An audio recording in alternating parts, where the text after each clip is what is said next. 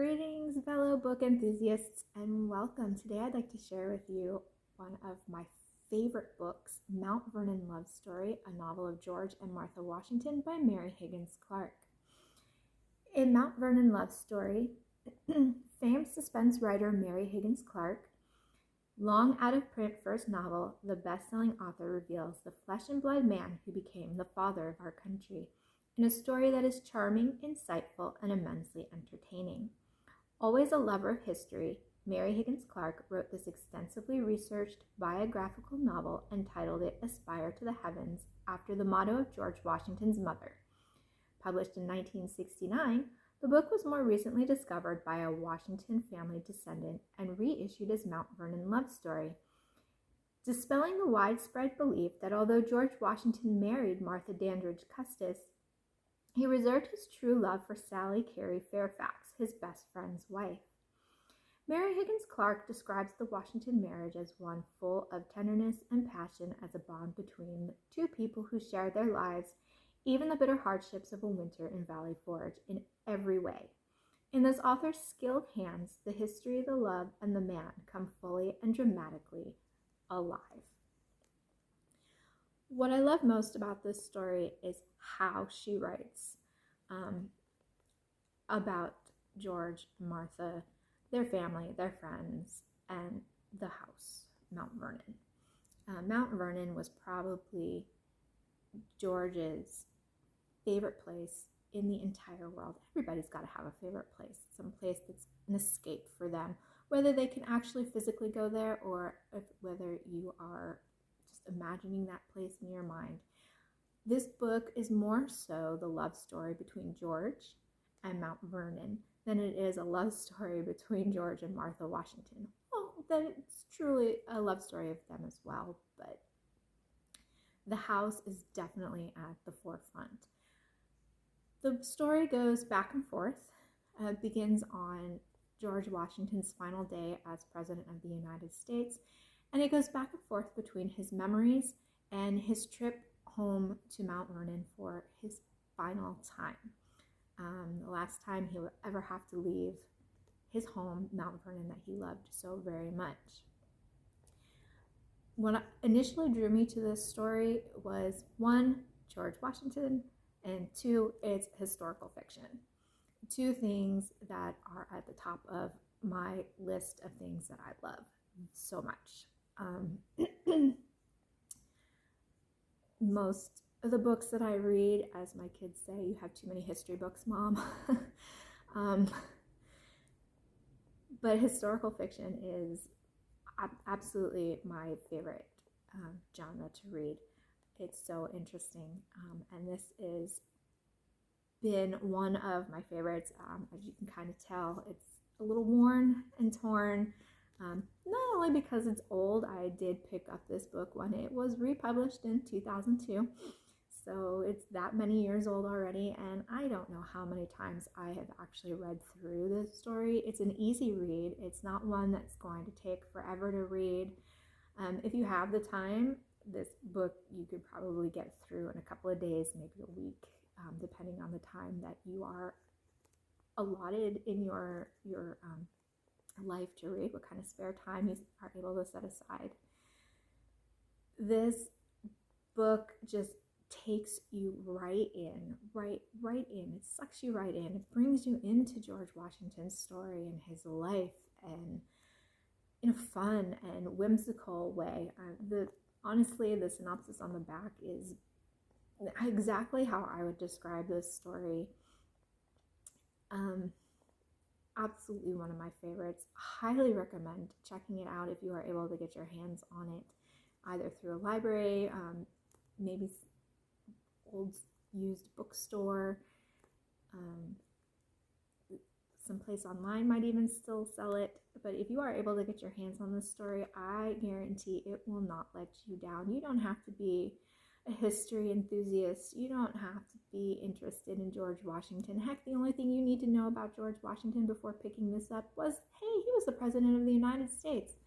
That's all I know. But guarantee after reading this story, you might see George Washington in a whole different light. Yes, it's historical fiction, but as it notes that she really did her research, she really knows George Washington and Martha Washington, and it shows, and it is a perfect story to read, and I've read it multiple times. It's one of my favorites to go back and reread just because I love it so much. And you don't have to be a historian, you don't have to be a lover of historical fiction like I am to really truly sit down and enjoy this book. I'll read chapter 1. The chapters aren't very long either, so I'm going to read through chapter 1, and maybe it'll encourage you to go ahead and see if you can find this book and read through it yourself. Mount Vernon Love Story.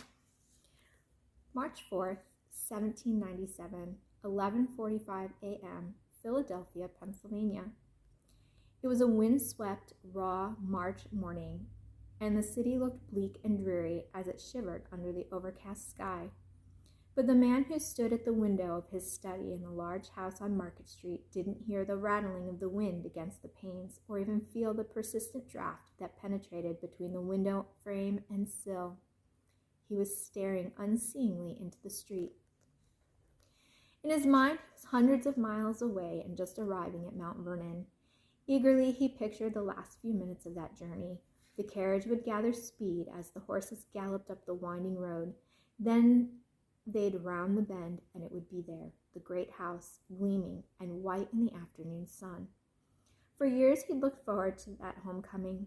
Several times during severe illness, he thought that he wouldn't live to enjoy Mount Vernon. But now the hour was at hand. Now he could go home. He was a tall man who still carried himself impressively well. When he was 26, an Indian chief had exclaimed that he walked straighter than any brave in the tribe. At 65, he'd begun to bend forward a little like a giant tree that could no longer resist the battering force of the wind. The width of his shoulders was still there, although the shoulders no longer suggested the agile strength that had once made him seem near godlike to an army. The long white hair was caught in a silk net at the nape of his neck. The black velvet suit and pearl-colored vest had become almost a uniform. The days of blues and scarlets were behind him. He was so absorbed in his thoughts that he didn't hear the light tap on the study door, nor did he note when the door opened. For a long moment, Patsy stood surveying him intently. To her worried eyes, he seemed weary and gaunt, but beneath the concern, a current of joy rippled and danced through her. Her fears had been groundless. For 8 years, a persistent instinct had nagged her that something would happen to him, that he wouldn't live to go home with her. But she'd been wrong. Thank the dear, dear God she'd been wrong. She was a short woman. The gently rounded figure that had once made her seem doll-like had thickened into solid matronly lines. Still, she moved with a quick, light step, and from under her mourning cap, silvery ringlets lined her forehead, giving her a disarmingly youthful look. Long ago, she'd explained to the man she was watching that even though her name was Martha, her father had dubbed her Patsy because he thought Martha too serious and weighty. Now this man was almost the only one left who called her Patsy. She started across the room and went up to him. "Are you ready to go?" she asked. "It's getting late." He turned quickly, looked puzzled for an instant, then wrenched himself back to the present. With a sheepish expression, he reached for his black military hat and yellow kid gloves. Indeed, after professing to have longed for this day, it would seem unfit to be tardy for my deliverance, he commented wryly. He put on his gloves, then sighed. "It really is over, isn't it, Patsy?" For a moment her expression became anxious. "You don't mind giving up, do you, my dear? You're surely not sorry that you didn't accept another term." He put his hat under his arm, and now his eyes twinkled. My dear, if John Adams is as happy to enter this office as I am to leave it, he must be the happiest man in the world." Lightly he touched his lips to her cheek. "I won't be long," he told her, "and then if Lady Washington will not mind spending her afternoon with a private citizen." "I wish I were going with you now," she said. He shook his head. "Since Mrs. Adams couldn't be here to watch John take the oath of office, your presence might point up her absence." Then he was gone. His valet, Christopher, was waiting downstairs to open the front door. Usually, Christopher said, "Goodbye, Mr. President," but now he only bowed. The words had trembled and died on his lips as he realized that he would never be saying them again. But after he closed the door behind the tall old gentleman, he whispered softly, "Goodbye, Mr. President." The wind whipped around the wide-rimmed black hat. He raised his hand to steady it, then quickly braced himself, and with a rapid stride, started down the block. A small cluster of people were waiting on the street just beyond the grounds of the executive mansion. They bowed, and he nodded to them. He heard their footsteps behind him as he turned in the direction of Federal Hall. The full blast of the March gale pushed hard against him, and he leaned forward slightly. He had a fleeting thought that he should have ordered the carriage, but it was a relatively short walk, and there was something about going to this ceremony on foot that appealed to him. It was less obtrusive, and he wanted to be unobtrusive now. Maybe he needed this bit of solitude too. One had to adjust to the end of the road as thoroughly as one adjusted to its beginning. The beginning. In a way, it seemed only yesterday that his mother had warned him about dreaming and never accomplishing. But it wasn't yesterday. That was over 50 years ago, when he was a lad of 12 or 13 back at Ferry Farm. The coldness of the March air faded into the bleak chill of a forbidding parlor. The crunching of his boots became the tapping of his foot on the uncarpeted floorboards. The stark branches of the trees took on the appearance of the depressing furniture in his mother's home. He was absorbed in the memory of that home as he continued on the last walk he would ever take as President of the United States.